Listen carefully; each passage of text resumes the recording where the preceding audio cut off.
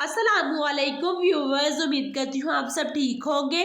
शुरू करती हूँ अल्लाह के नाम से जो नहायत रहम करने वाला है। मेरा आज का टॉपिक है माह शबान की 15वीं शब की फजीलत।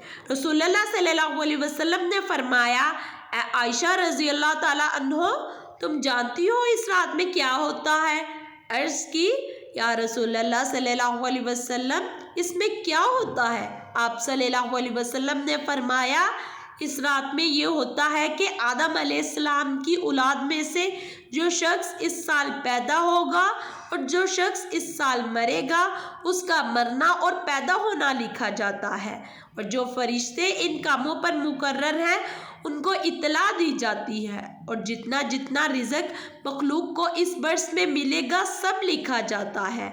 और इस 15वीं रात अल्लाह ताला सूरज डूबते ही इस दुनिया के आसमान पर तशरीफ़ लाते हैं और फरमाते हैं, कोई नेक बंदा ऐसा है जो हमसे बख्शिश मांगे तो हम इसको बख्श दें, कोई रिस्क मांगे तो हम इसको रिस्क दें, कोई मुसीबत का मारा दुआ करे तो इसकी मुसीबत दूर कर दे।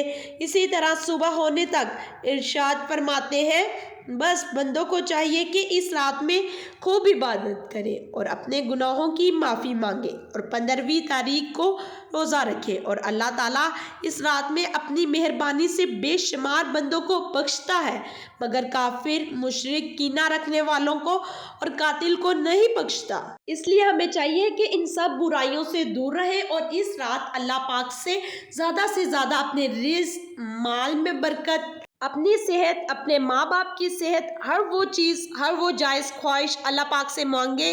अल्लाह पाक हम सब की जायज़ ख्वाहिशात को पूरा फरमाए। आमीन सुम्मा आमीन या रब्बुल आलमीन।